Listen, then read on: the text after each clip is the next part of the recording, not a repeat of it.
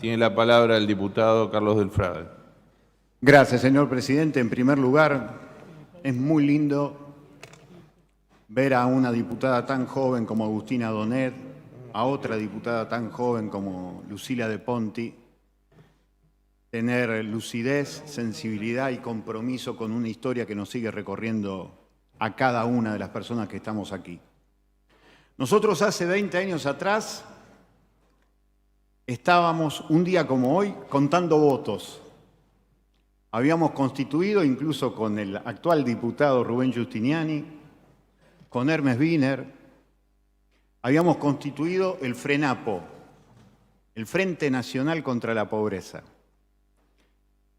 Porque increíblemente la alianza, así como el menemismo terminó siendo la tradición al peronismo, aquello que muchas veces nosotros dijimos, la inversión copernicana de lo que había dicho John William Cook, que tiene un nombre inglés pero era más argentino que el dulce de leche, había definido alguna vez Cook al peronismo como el hecho maldito del país burgués. Y Menem terminó convirtiendo al peronismo en el hecho burgués que maldijo el país. Y de la Rúa, que venía con Chacho Álvarez en la alianza, había prometido un desarrollo de mercado interno, ir por afuera del sistema financiero internacional, investigar la deuda externa, y lo terminó llamando a Domingo Felipe Cavallo,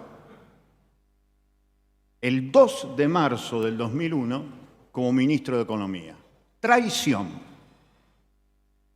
Vinieron 2 créditos del Fondo Monetario Internacional. Me acuerdo al doctor Raúl Ricardo Alfonsín, siempre mencionado en esta Cámara, que el 1 de septiembre del 2001 exigía la renuncia de Cavallo diciendo que íbamos a un cementerio. Mirá lo que decía Alfonsín, 1 de septiembre del 2001. Y lo cierto es que nosotros hicimos el Frente Nacional contra la Pobreza. Le fuimos a consultar a la gente si necesitábamos seguro de desempleo, asignación universal por hijo y asignación universal para jubiladas y pensionadas. Estaba el obispo Federico Pagura con nosotros, ahora que lo veo a Walter Guione, estaba Pagura con nosotros. Había muchísima gente en aquello que era el Frente Nacional contra la Pobreza. Era también la desilusión de lo que había comenzado a hacer la alianza, porque se había levantado como algo antimenemista y terminaba poniendo a Cavallo la mayor representación del menemismo rubicundo. Volvió el Fondo Monetario Internacional, el endeudamiento, las ayudas empezaban a escasear en los barrios. En los primeros días de diciembre hicimos un acto en el Hospital Vilela, porque allí, junto a lo que era la gremial médica del Hospital Vilela, que recién se estaba comenzando a conformar, denunciábamos que en los barrios ya había munición antitumulto, eso que generalmente se dice bala de fogueo, munición antitumulto, que usa generalmente la policía, que iba en contra de las mamás y de los chiquitos que iban a buscar la comida que tenía que llegar y no se lo entregaban. La respuesta era que no había dinero, pero sí había dinero para renovar los stocks de las balas antitumultos. Eso fue principio de diciembre de 2001 en el Hospital Vilela, en la ciudad de Rosario. El 19 de diciembre fue un día tremendo, porque un gobierno democrático declaraba el estado de sitio. Después de tanta lucha por la recuperación de la democracia, un gobierno democrático decía estado de sitio. Y ahí fue algo extraordinario. Aquello de piquetes y cacerolas, la lucha es una sola, juntó a los sectores populares y a los sectores medios. Era impactante ver los caballos de la Policía Federal arremeter contra el cuerpo de esas extraordinarias mujeres que tienen en el pañuelo blanco el cielo de la dignidad del pueblo argentino, como eran las madres de Plaza de Mayo. Y se quedaban, y las madres se quedaban. La plaza es de las madres y no de los cobardes, le gritaban. Ese 19 de diciembre, acá en Santa Fe, con el gobierno de Carlos Reutemann, que gracias a la fenomenal generosidad de la justicia santafesina jamás declaró por los 9 asesinatos de diciembre de 2001, cometidos por la policía, por la santafesina Sociedad Anónima. Storani era el jefe de policía de la provincia. Storani había venido de la época de Agustín Feset, el mayor desaparecedor de santafesinas y santafesinos, y se había reciclado. Lo cierto es que cuando se produce eso, el 19 de diciembre, a las 4 de la tarde, la policía le decía a la gente, en la zona sur, en Villa Gobernador Gálvez, en la zona norte, vayan a los supermercados, saqueen, que nosotros los protegemos. La policía, eso está en la comisión investigadora que se hizo en esta legislatura. Esos son los documentos de la comisión investigadora de la legislatura de la provincia de Santa Fe. Y la propia policía entonces después, por una orden que bajó del Ejecutivo, en donde estaba Enrique Álvarez, un hombre que venía del Servicio de Inteligencia, ordenó a la propia policía que invitaba a la gente a saquear a tirarles. Por eso la mayoría de nuestros asesinatos, la gente asesinada, de los asesinatos que soportamos en la provincia de Santa Fe, tienen las balas por la espalda. Eso fue impactante. El arzobispo de entonces, Eduardo Vicente Mirás, de la ciudad de Rosario, salió a parar un poco la represión. Pero fue claramente la demostración de una traición política que se convirtió no en una crisis.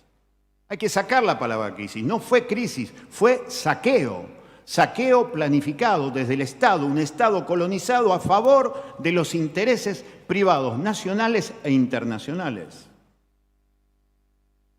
Ese mismo 19 de diciembre, cuando lo matan a Claudio Pocho de Leprati, 2 horas antes de la declaración del estado de sitio.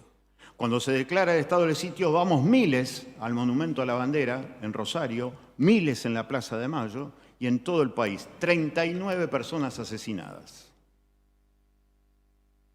Y más de 600 personas heridas. Por eso cuando Lucila habla del proyecto, también nosotros decimos hay personas heridas que la pasaron muy mal y la siguen pasando muy mal. Por eso es importante pensar 20 años después. ¿Qué tuvimos? Tuvimos Fondo Monetario Internacional, tuvimos deuda externa, tuvimos el corralito, ¿se acuerdan del corralito? 1 de diciembre de 2001. Los bancos por encima de la vida de la gente, los bancos quedándose con el dinero de la gente. Estas cuestiones tienen lógicas que se repiten.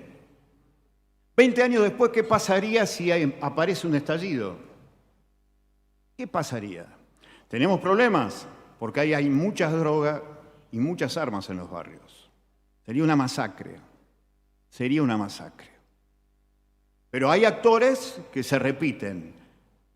La vuelta del Fondo Monetario Internacional, la vuelta de la impunidad de los bancos, la vuelta de la concentración de riquezas en pocas manos, la vuelta de la extranjerización, el empobrecimiento democratizado, merecen que imprescindiblemente nos demos cuenta, una vez más, en aquello que hoy decíamos, casi en el primer capítulo, casi en el prólogo de esto que estamos haciendo hoy. El palacio y la calle termina cuando hay exceso de palacio en saqueo, en represión, en muerte.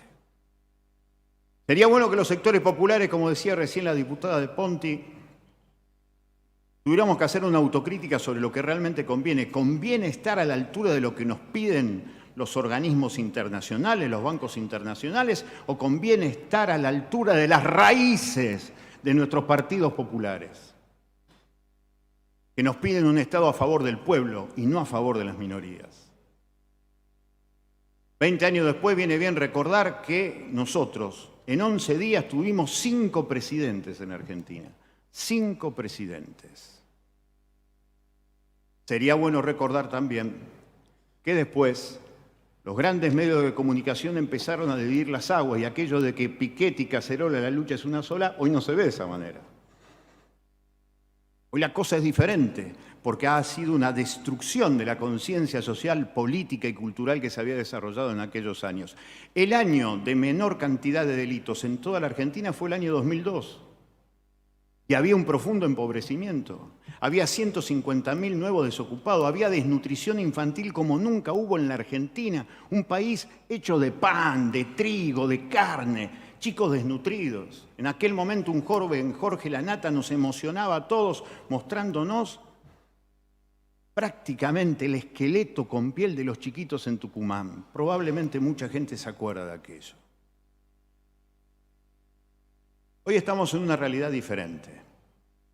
Ahora, ¿a qué distancia estamos de no repetir el error de creer que los organismos internacionales como el Fondo Monetario Internacional, los bancos internacionales que hoy siguen siendo los que más ganan en la Argentina, nos obliguen a recorrer el mismo sendero porque supuestamente esa es la manera de integrarnos al mundo? Termino diciendo una pauta de comportamiento del sistema en los últimos 50 años en la Argentina. Agustina decía con precisión, Yanina García, ¿saben cuántos años tenía Yanina García? 18. Graciela Costa, 18. Juan Delgado, 24. Rubén Pereira, 20. Walter Campos, 15 años, un balazo por la espalda Walter Campos, 15 años, porque ayudaba a su mamá, entonces fue al supermercado a buscar arroz y cuando le dijeron, llévate de paso algo importante. No, me llevo arroz porque es lo que necesito, yo no soy ladrón. 15 años, fusilado por la espalda por la santafesina Sociedad Anónima. Ricardo Villalba, 16 años. Graciela Machado, 35 años. Claudio Pocho Leprati, 36. Y Marcelo Pacini, acá en Santa Fe, 35. 9. De esos 9, 6, es decir, el 75%, menores de 24 años. 6 de cada 10 de nuestras 30.000 personas desaparecidas del 76 al 83 eran menores de 25 años. 6 de cada 9 en la provincia de Santa Fe. 6 de los 39 asesinados en diciembre de 2001 tenían menos de 25 años. 6 de cada 10 imputados de primeros delitos que hoy pueblan las cárceles de cualquiera de las 5 grandes provincias argentinas tienen hoy menos de 25 años. ¿Qué dice eso? ¿Es solamente la interpretación desaforada de un loco de izquierda que les viene a decir a ustedes la coincidencia de los números? ¿O es la marca del sistema que siempre se ensaña contra las más pibas, contra los más pibes? 20 años después, aquí estamos nosotros. Algunos somos sobrevivientes, pero seguimos peleando por lo mismo. Y nos alegra muchísimo que diputadas jóvenes, sensibles y lúcidas recuerden que recordar es volver a pasar por el corazón. Volver a pasar por el corazón 2001 es el protagonismo del pueblo que no quiere imposiciones y pelear por el sueño colectivo inconcluso de la igualdad. Muchas gracias, señor presidente.